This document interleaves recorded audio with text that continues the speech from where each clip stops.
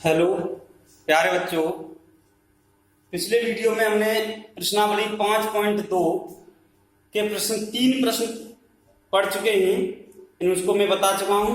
आशा करता हूं आप समझ रहे होंगे इन्हें। अब हम अगला प्रश्न पढ़ते हैं। चौथा प्रश्न है इसका। ये दिया गया है, प्रश्न संख्या है 4। प्रश्न संख्या 4 में दिया है, हमें किताब साथ रखें। एपी दी गई 3, 8, 13, 18 का कौन सा पद 78 है? का कौन सा पद 78 है? तो देखिए, दी गई समांतर श्रेणी, इसको हम शॉर्ट में एपी बोलते हैं, अर्थमेटिक प्रोग्रेशन। क्या दी गई है हमें? 3, 8, 13, 18 अप टू डॉट डॉट। इसका कौन सा पद पूछ रहा है हमें? 78 है। तो देखिए, जहां हमें जो दिया गया है उसको लिख लो पहले। ए बराबर, ए का मतलब क्या होता है? प्रथम पद। प्रथम पद क्या है? 3। प्रथम पद क्या होता है हमारा? एक प्रथम पद होता है। प्रथम पद श्रेणी का क्या किया? 3। डी सार्वंतर। सार्वंतर कैसे ज्ञात करते हैं? दूसरे में से पहला, तीसरे में से दूसरा, चौथे में से तीसरा पद घटा रहे हैं तो कितना आ रहा है? देखो, 8 - 3 बराबर 5। 13 में से 8 घटाएंगे तो भी 5, 18 में से 13 घटाएंगे तो भी 5 आएगा। अब इसमें पूछा का कौन सा पद 78 है? तो देखिए, माना एपी का nवां पद 78 है। तो अगर nवां पद 78 है तो an का मान हो गया। ये किसका मान हो गया? an का। an किसको व्यक्त करता है? nवें पद को। nवां पद 78 है तो an बराबर कितना हो गया? 78। an nवें पद को व्यक्त करता है। अब क्या हो गया यहां पर? अब सूत्र क्या पढ़ा है हमने? an बराबर a plus n minus 1 into D से। ठीक है, an का मान 78 है, बराबर a का मान 3 है, प्लस n का मान हमें ज्ञात करना है। कौन सा? n पद के क्रमांक को व्यक्त करता है, पदों की संख्या को व्यक्त करता है। इंटू डी का मान कितना है? 5 है। ठीक है, तो इस 3 को तो इधर ले आते हैं। तो देखो, 78 - 3 बराबर n - 1 गुणा 5। ये इधर रह गया। कितना बचेगा? ये 75।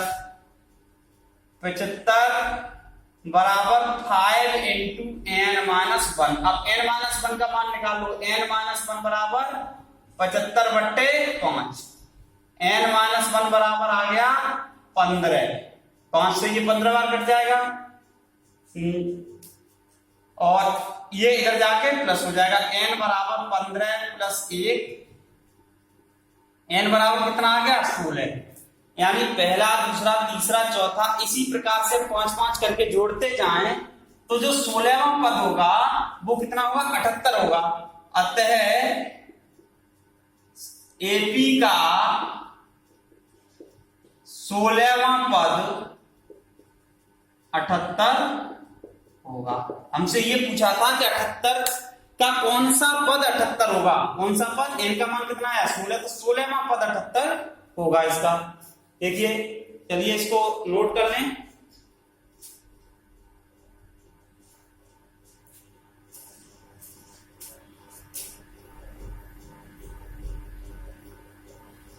इसके बाद देखिए, अगला प्रश्न है 5वां। 5वें प्रश्न की बात करते हैं। क्या दिया गया है? 5वां जो प्रश्न दिया है वो है हमारा, निम्नलिखित समांतर श्रेणियों में से प्रत्येक में कितने पद हैं? पदों की संख्या पूछी गई है, और जो हमारा सूत्र है an = a plus n - 1 into D, उसमें n जो होता है वो पदों की संख्या को व्यक्त करता है। तो इसमें पूछ रहा है कि निम्नलिखित समांतर श्रेणियों में से प्रत्येक श्रेणी में कितने पद हैं। तो देखिए, चलिए पहली से पांचवें का फर्स्ट पार्ट करते हैं। दी गई समांतर श्रेणी क्या है हमारी, 7, 13, 19, 7, 13, 19, 25 अप टू डॉट डॉट, और लास्ट पद दिया गया है इसका 205। कितना दिया है, 205। अब देखो ये अंतिम पद दे दिया, हमें क्या दे दिया, अंतिम पद। तो हम पहले जो चीज हमें पता है श्रेणी से संबंधित वो निकाल लेते हैं। प्रथम पद ए बराबर कितना है, 7।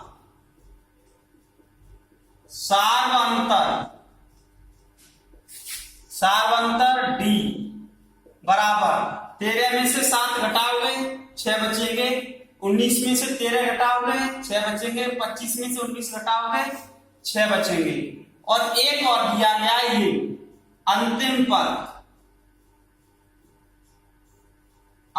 पद है एल। इसको किससे व्यक्त करते हैं, अंतिम पद को एल से, लास्ट टर्म। कितना दिया है हमें, 205 दिया गया है। अब हमारे पास ए है, डी है और एल है, एन का मान नहीं है। सूत्र मैंने बताया था कौन सा, अगर अंतिम पद एल हो तो एल बराबर भी A plus N minus 1 into D से, ये सूत्र होता है हमारा। अब हमारे पास मान कितने, एल का मान है, ए का मान है, डी का मान है, एन का मान नहीं है। एन यहाँ श्रेणी में पदों की संख्या को व्यक्त करता है, श्रेणी में पदों की संख्या को व्यक्त करता है, पद मान को व्यक्त करता है। अब देखिए इसमें एल का मान कितना है, 205 बराबर ए का मान कितना है, 7 प्लस एन माइनस 1, एन का मान नहीं है, डी का मान कितना है, 6।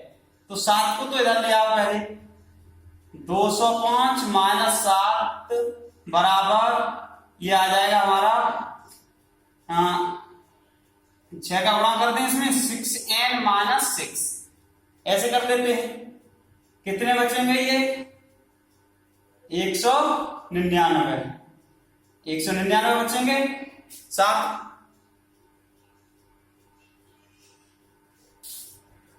सॉरी 198 बचेंगे, ठीक है। अब 198, ये माइनस का 6 है, इसको डल लिया, प्लस 6 बराबर 6n, ये हो गया। अब 6n बराबर कितना हो गया हमारा, 198 में 6 जोड़ दो तो कितना हो जाएगा, 204, और n बराबर 204/6, n बराबर 6×3 18 और 6×4 24, n बराबर कितना आ गया, 34। अतः दी गई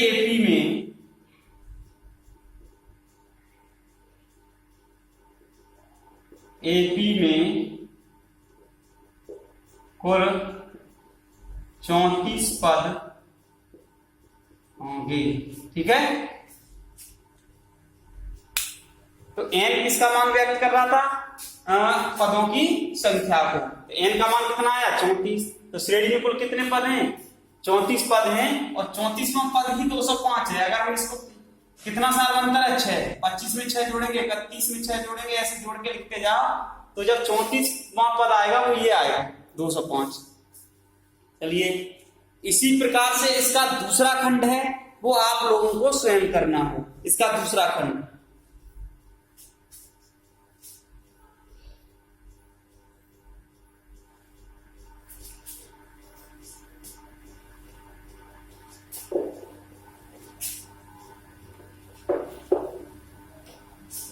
इसके दूसरे खंड को स्वयं करेंगे।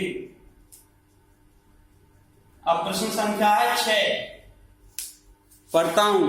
क्या दिया गया है, क्या एपी 11, 8, 5, 2 का एक पद माइनस 150 है, क्यों। चलिए, इस सवाल में थोड़ी सी एक चीज और तुम्हें नहीं मिलेगी सीखने को कि 150 है क्यों। देखो, दी गई समांतर श्रेणी यानी एपी क्या दी गई है हमें, 11, 8, 5 कोमा 2 और डॉट डॉट डॉट डॉट, ये ठीक है, का एक पद -150 है, ये पूछ रहा है। तो पहली बात तो ये -150 इसलिए होगा क्योंकि इसमें जो सार्वंतर आ रहा है वो घटते हुए क्रम में है, नेगेटिव आएगा। तो देखिए जहां पहले हम लिख लेते हैं a बराबर कितना है 11, प्रथम पद, सार्वंतर d बराबर दूसरे में से पहला पद घटाओ, 8 में से 11 घटेंगे -3, 5 में से 8 घटेंगे -3, 2 में से 5 घटेंगे -3, ठीक है, ये सार्वंतर आ गया -3। क्योंकि सार्वंतर नेगेटिव है इसलिए जो -150 है वो श्रेणी का पद हो सकता है। अब हम मान लेते हैं, माना -150 श्रेणी का nवां पद है, nवां पद है। ये भी हमने अभी माना है। अगर इसमें n का मान एक पूर्ण संख्या होगी, nवां पद है यानी पदों की जो संख्या है, ऐसा बोल नहीं सकता 1.5 पद, 2.5 पद, आधा पद, ये नहीं होगा। 1 होगा, 2 होगा, 3 होगा, 4 होगा, 5 होगा। n का मान हमेशा पूर्ण संख्या आएगी और धनात्मक आएगी, ऋणात्मक भी नहीं हो सकता। क्योंकि किसी भी श्रेणी में पदों की संख्या 0 तो हो सकती है, वो श्रेणी ही ना हो, लेकिन नेगेटिव नहीं हो सकती पदों की संख्या। तो ऐसे ही जो n का मान होता है, ये सूत्र हम प्रयोग कर रहे हैं, उनमें जो n का मान है वो n या तो धनात्मक होगा और पूर्ण संख्या होगी, ये ध्यान रखेंगे। न तो ऋणात्मक हो सकता है, न भिन्नात्मक हो सकता है। तो nवां पद हमने मान लिया -150 है, तो ये किसका मान हो गया, an का 150, ठीक है। तो हम क्या लिखेंगे, अब सूत्र है हमारा an बराबर a plus n-1 into d से। an का मान कितना है, माइनस का 150 है, बराबर a का मान कितना है 11 प्लस n-1, n का मान ज्ञात करना, d का मान कितना है -3 है, ठीक है। तो ये -3 लगा दिया हमने, 11 को इधर ले आओ, माइनस के 150 माइनस के 11 बराबर -3 का गुणा करेंगे तो माइनस का 3n और प्लस का 3 हो जाएगा, ये इसके साथ गुणा कर दिया। ये कितने हो गए हमारे, माइनस के 161 हो गए। और ये जो 3 है इसको इधर लाएंगे, ये इधर प्लस का इधर आके माइनस का हो जाएगा, बराबर माइनस का 3n, ठीक है। तो ये आ जाएगा माइनस के 3n बराबर, ये आ गया माइनस का 164, ठीक है, माइनस का 164 आ गया। तो ये कितना आ जाएगा, n बराबर माइनस के 164 बट्टे -3। तो माइनस से तो माइनस कट गया, लेकिन ये इससे पूर्ण संख्या प्राप्त नहीं हो रही है अभी। n बराबर अगर हम इसमें भाग देंगे तो 164 बट्टे 3 आ रहा है, 164 बट्टे 3, 164 3 से कटेगा नहीं,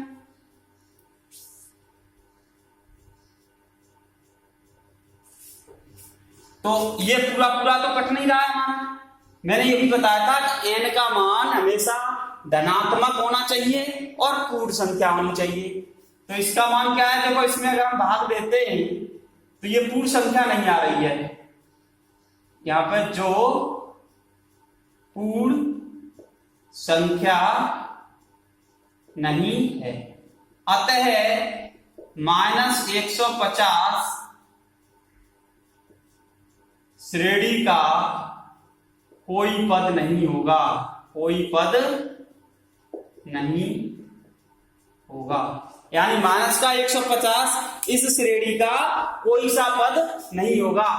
मैंने फिर बता दे रहा हूं एक बार, n का जो मान है वो हमेशा धनात्मक आना चाहिए और भिन्नात्मक नहीं आना चाहिए, पूर्ण संख्या आनी चाहिए। n का मान हमेशा पूर्ण संख्या आएगी, यानी नेचुरल नंबर आना चाहिए।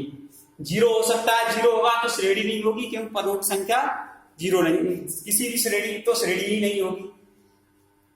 दूसरा धनात्मक होना चाहिए, एक पहला हो, दूसरा हो, तीसरा हो, चौथा, पांचवा, 6, 7, 8, 9, भिन्नात्मक नहीं होना चाहिए। अगर किसी भी सवाल में हल करते टाइम इस सूत्र का प्रयोग करते टाइम n का मान ऋणात्मक या भिन्नात्मक प्राप्त होता है तो वो उस श्रेणी का के लिए मान नहीं होगा, यानी किसी भी पद के लिए निकाल रहा है तो भी मान नहीं है, पदों की संख्या को भी व्यक्त नहीं करेगा। चलिए अगला सवाल पढ़ करते हैं अब 7वां।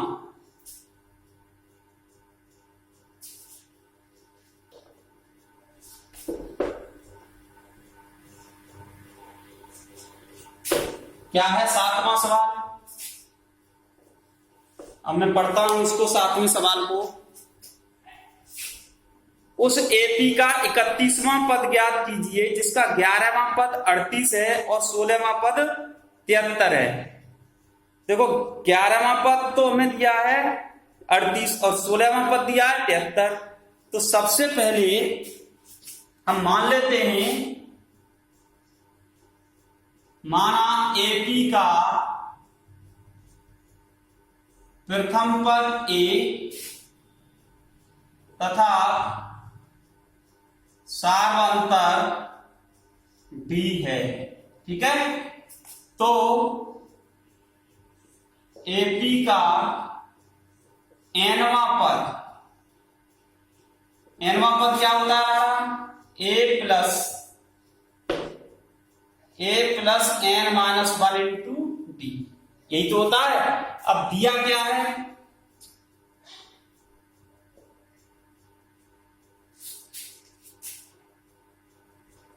हमें 11वां पद और 16वां पद दिया गया है। देखो अब मैं लिख रहा हूं एपी का एनवां पद, अतः 11वां पद। 11वां पद कैसे लिखेंगे? ए और बी हमारे पास है नहीं, तो ए प्लस एनवां पद था तो एन आ रहा था, 11वां पद है तो 11 माइनस 1 इंटू डी। अब 11वां पद हमें कितना दिया गया है ये ध्यान रखेंगे। 11वां पद 38 दिया है तो जहां 11वां पद आ रहा है हम कितना लिख देंगे? 38 बराबर ए प्लस 11 में से क्या 10 डी। एक समीकरण बन गई है, या इसको लिख सकते हैं हम ए प्लस 10 डी बराबर 38, समीकरण ए। पुनः अगला कौन सा पद दिया हमें? 16वां पद 73 है, तो 16वां पद कैसे निकालेंगे? 16वां पद बराबर एन में पद में एन आ रहा था वही बात है, ए प्लस 16 माइनस 1 इंटू डी। अब 16वां पद दिया है हमें 73, कितना दिया है? 73, ए प्लस 15 डी ये आ जाएगा, या इसको लिख सकते हैं हम ए प्लस 15 डी बराबर 73, इक्वेशन सेकंड। अब हम समीकरण 1 और 2 को हल करेंगे। देखिए समीकरण 2 में से एक को घटाने पर, 2 में से एक को घटा दें तो देखो ए प्लस 15 डी बराबर 73 और दूसरा दिया है हमें ए प्लस 10 डी बराबर 38। माइनस माइनस और माइनस घटा देते हैं इसको।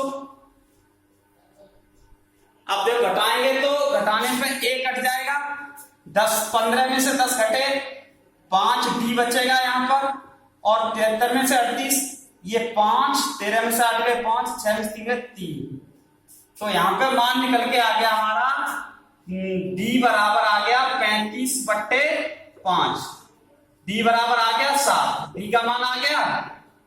अब डी का मान समीकरण 1 में रख दीजिए, डी का मान 1 में रखने पर, तो डी का मान 1 में रखेंगे कितना आएगा?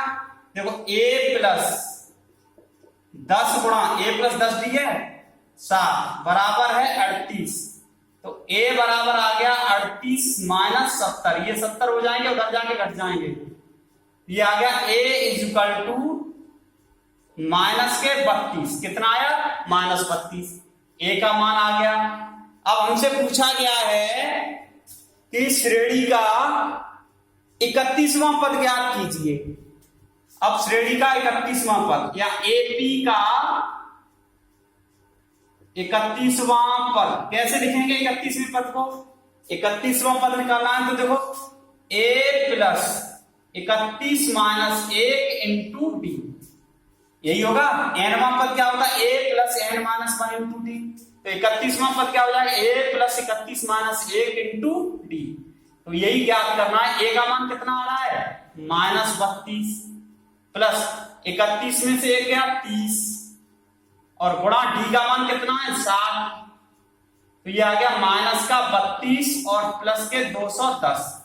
ठीक है, अब इसमें से घटा दीजिए। 210 में से 32 घटा दो 8 और यहां पे 178। तो 31वां पद कितना आएगा? 178 आएगा 31वां पद। अतः श्रेणी का 31वां पद कितना होगा? 178। इस प्रकार के सवाल, ये अच्छा सवाल है, इंपोर्टेंट है, ये ध्यान रखेंगे। इस प्रकार के सवालों को हम अच्छे से पढ़ें और करें, क्योंकि इस प्रकार के जो सवाल होते हैं वो कई बार परीक्षा में पूछे जाते हैं। तो हमें दिया क्या गया था? एक तो 11वां पद दिया था, 16वां पद दिया था और 31वां पद हमसे पूछा गया था। ए और डी का कोई पता नहीं था। हमें जो दिए गए 3 शर्तें, उन शर्तों का प्रयोग करके हमें क्या ज्ञात करना था? ए और डी के मान ज्ञात करने थे। तो हमने मान लिया समांतर श्रेणी यानी एपी का प्रथम पद ए है और सार्वधातुक डी है, ये हमने मान लिया। ठीक है, अब मानने के बाद एपी का nवां पद का सूत्र ये होता है an बराबर a plus n minus 1 into D, nवां पद होता है। अब 11वां पद ये है तो 11वां पद क्या हो जाएगा? a plus 11 minus 1 into D.